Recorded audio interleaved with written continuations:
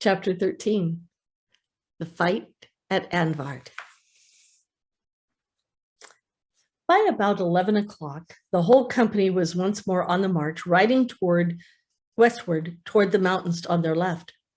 Corin and Shasta rode right at the rear with the giants immediately in front of them. Lucy and Edmund and Peridon were busy with their plans for the battle, and though Lucy once said, "But where is his goose cap, Highness?" Edmund only replied, "Not in the front, and that's good news enough. Leave well alone."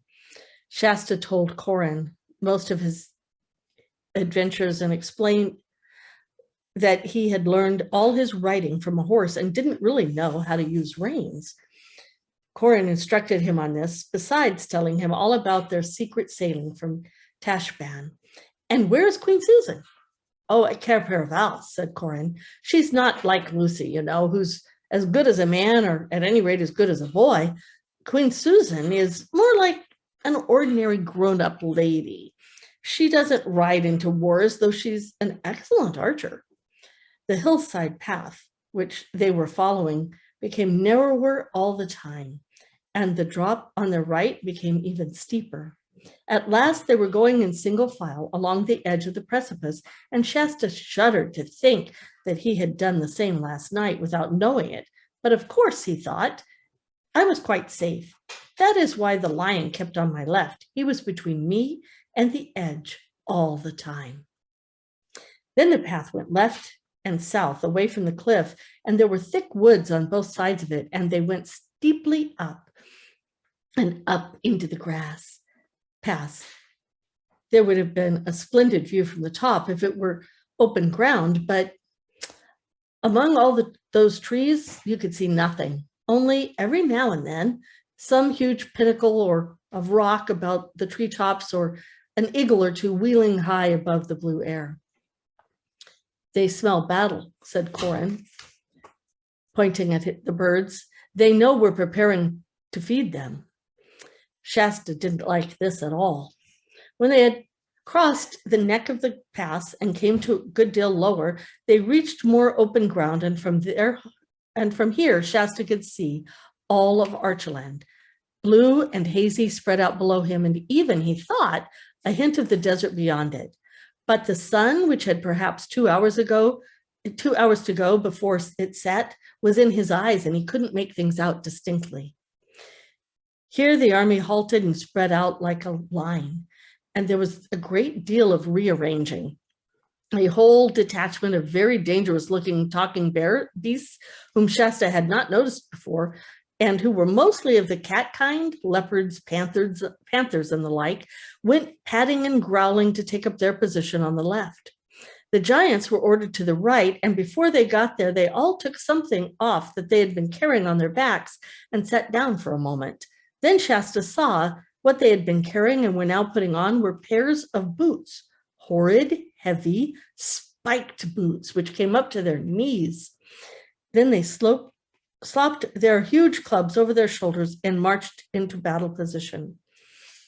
The archers with Queen Lucy fell to the rear, and you could first see them bending their bows and then hear them at the twang, twang as they tested the strings.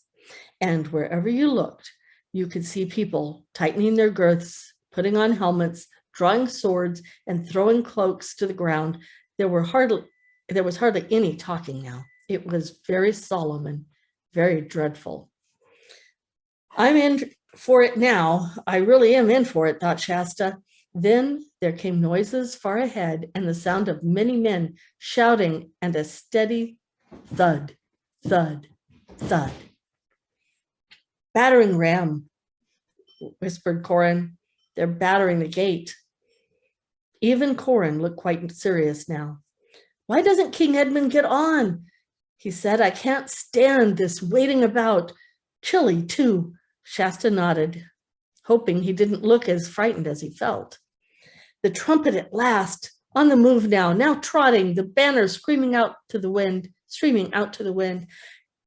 They had topped the low ridge now, and below them the whole scene suddenly opened out.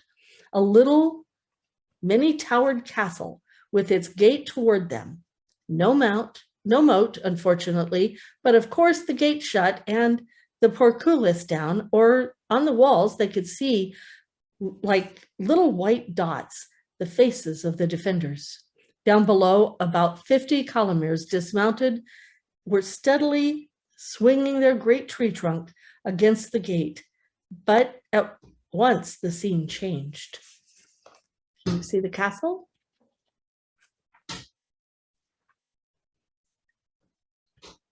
The main bulk of Rabadash's men had been on foot, ready to assault the gate, but now he had seen the Narnians sweeping down the ridge. There is no doubt those columniers are wonderfully trained. It seemed to Shasta only a second before a whole line of the enemy were on horseback again, wheeling round to meet them, swinging toward them.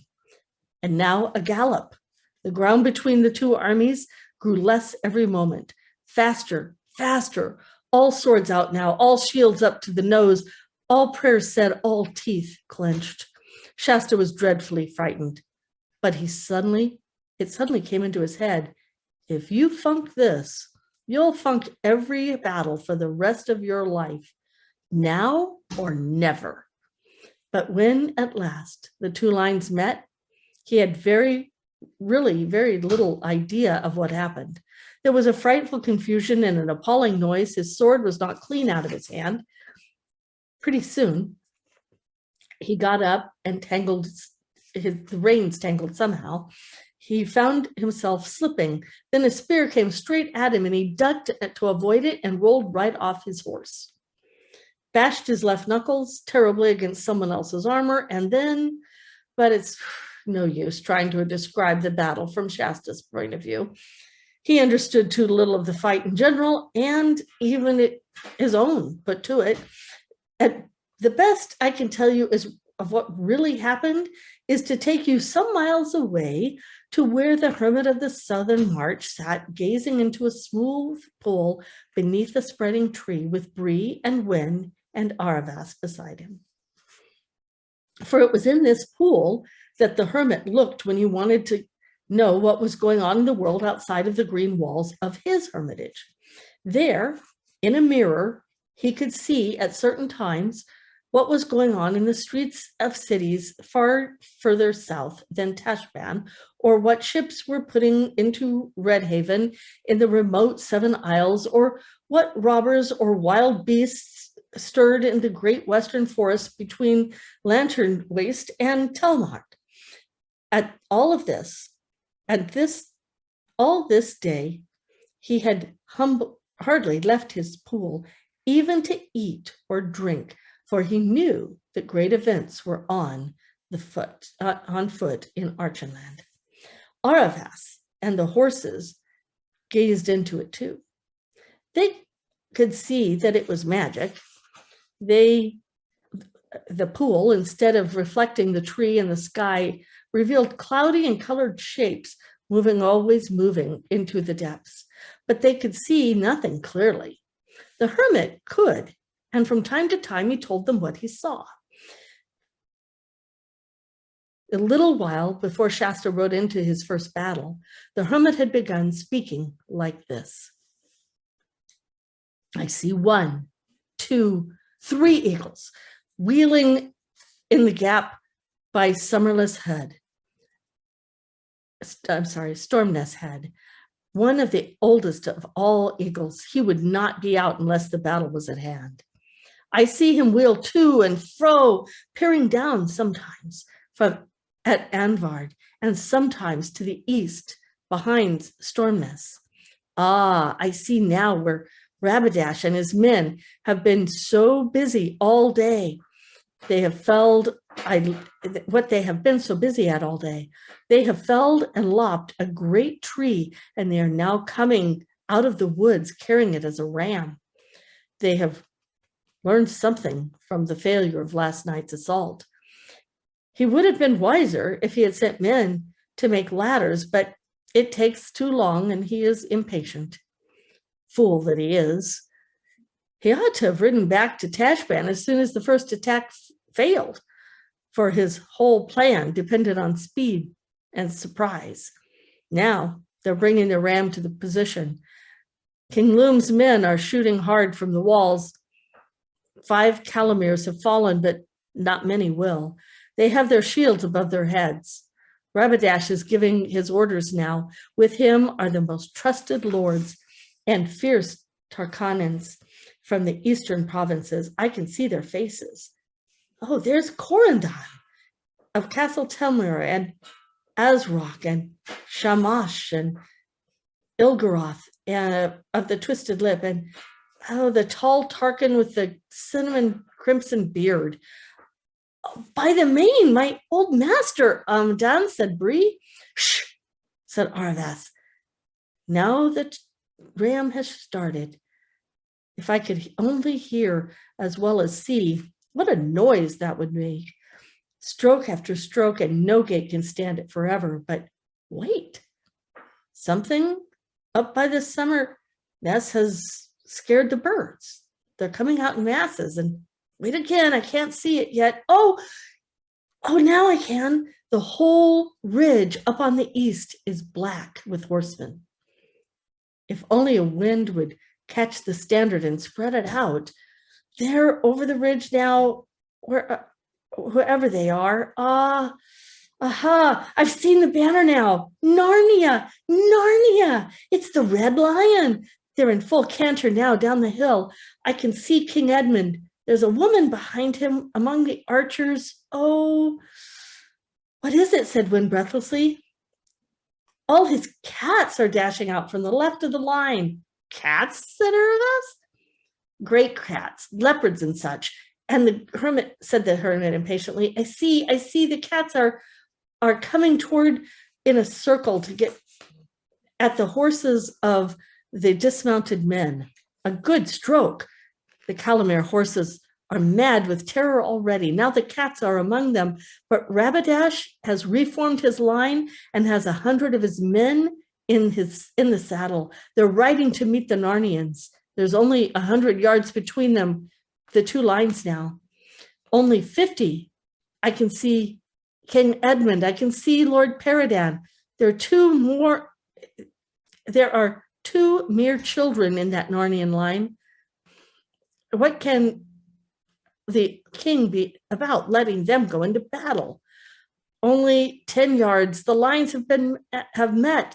The giants on the Narnian right were doing wonders, but one's down, shot through the eye, I suppose. The center's all a muddle. I can see more on the left. There's the two boys again. Lion alive. One is Prince Corin. The other, like to him, has 2 peas. It's your little Shasta. Corin is fighting like a man. He's killed a Calamese. I can see a bit of in the center now. Rabadash and Edmund almost met then, but the press had separated them. The press is not like people who make news stories for you. The press means how they're being moved in the battle without intending to, because like when you're in a crowd, you get moved. What about Shasta? Asked Arvas. Oh, the fool, groaned the hermit. Poor, brave little fool. He knows nothing about this work. He's making no use at all of his shield. His whole side's exposed. He hasn't the faintest idea what to do with his sword. Oh, he remembered it now. He's waving it wildly about, nearly cut his own pony's head off, and he will. If in a moment, if he's not careful, it's been knocked out of his hand now. Good. There's mere murder sending a child into battle. He can't live 5 minutes. Duck, you fool. Oh, he's down. Killed? They asked 3 voices breathlessly. How can I tell? Said the hermit. The cats have done their work. All the riderless horses are dead or escaped now. No retreat for the Calamirs on them. Now the cats are turning back toward the main battle. They're leaping on the ram's men. The ram is down. Oh, good, good. The gates are opening from the inside. There's going to be a sortie. The first 3 are out. It's King Loon in the middle, the brothers Dur and Durin on each side of him. Behind them are Tran and Shar and Cole with his brother Colin. There are 10 20, nearly 30 of them out now. The colorman line is being forced back upon them. King Edmund is dealing with marvelous strikes. He just slashed Corydon's head off. Lots of Calamirs have thrown down their arms and are running for the woods. Those that remain are hard pressed. The giants are closing in on the right, cats on the left, King Lune from the rear.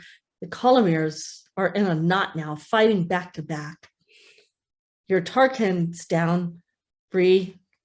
Lune and Arzoth are fighting hand to hand, and the king looks like winning.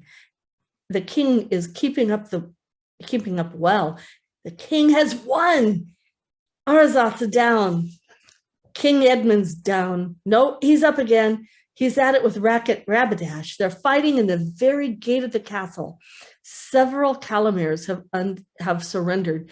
Darren has killed Ilgamush. I can't see what's happened to Rabadash. I think he's dead, leaning up against the castle wall, but I don't know.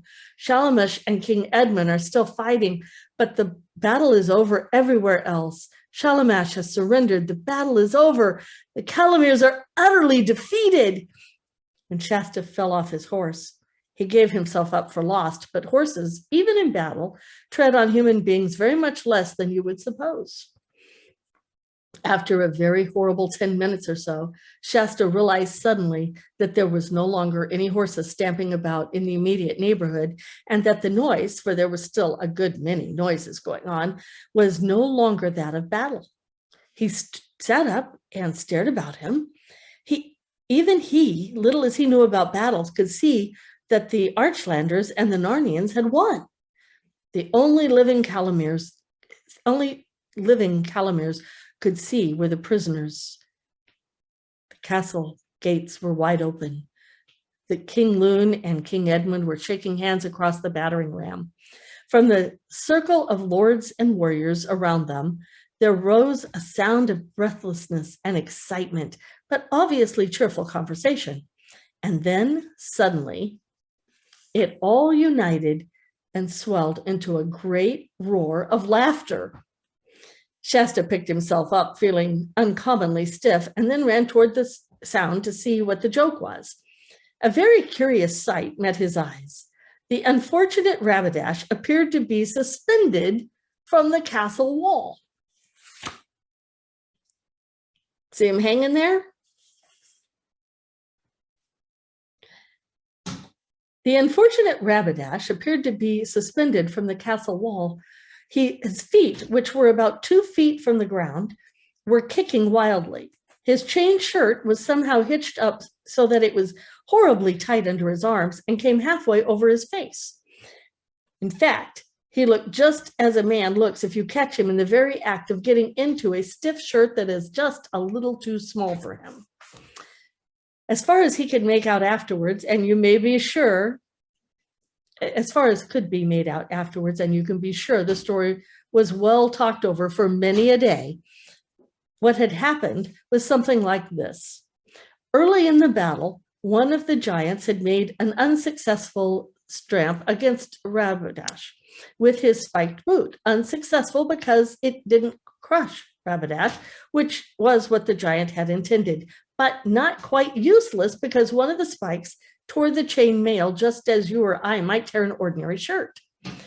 So Rabadash, by the time he encountered Edmund at the gate, had a hole in the back of his hauberk.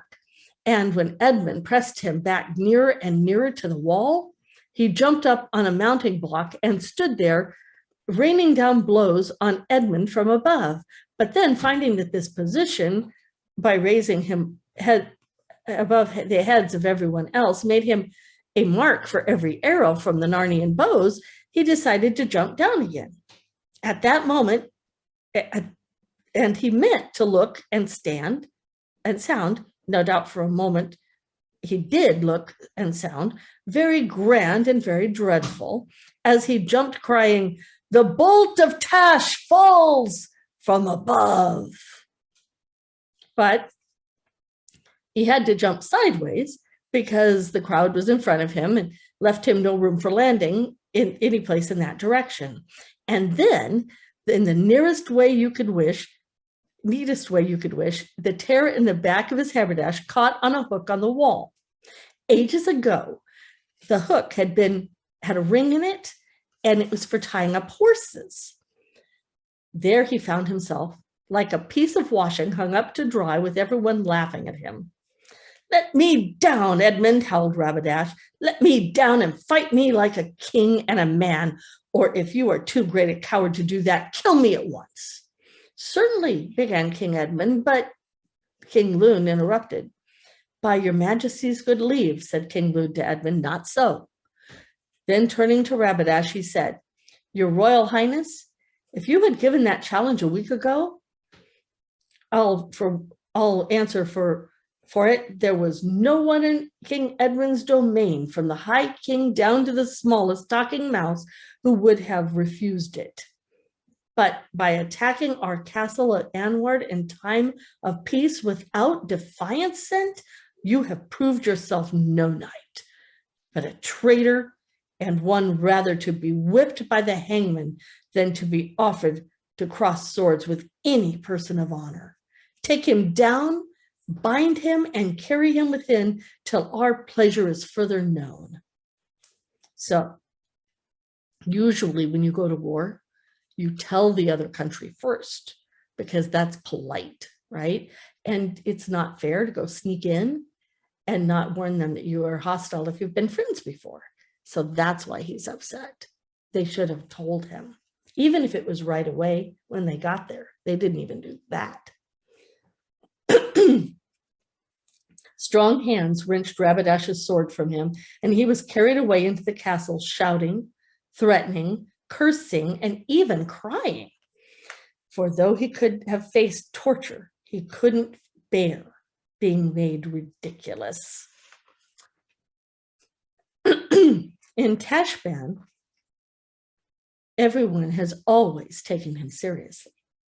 At that moment, Corin ran up to Shasta, seized his hand, and started dragging him toward King Lune. "Here he is, father, here he is," cried Corin. "Aye, and here thou art at last," said the king in a very gruff voice. "And hast been in the battle, clean contrary to your obedience. A boy to break his father's heart at your age. A rod to your breech were fitter than a sword to your fist. Ha!" But everyone, including Corin, could see the king was very proud of him. "Chide him no more, sire, if it please you," said Lord Doran. "His Highness would not be your son if he didn't inherit your conditions." Can you see the two of them coming up to the king?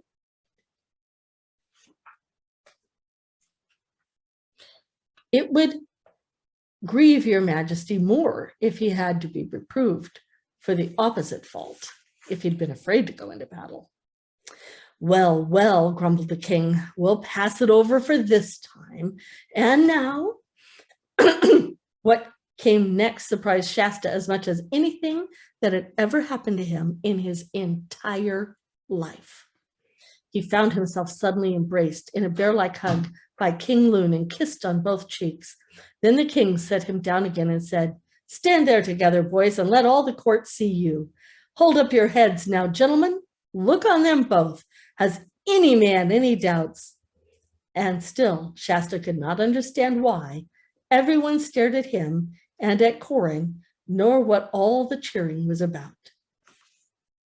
And that is the end of chapter 13.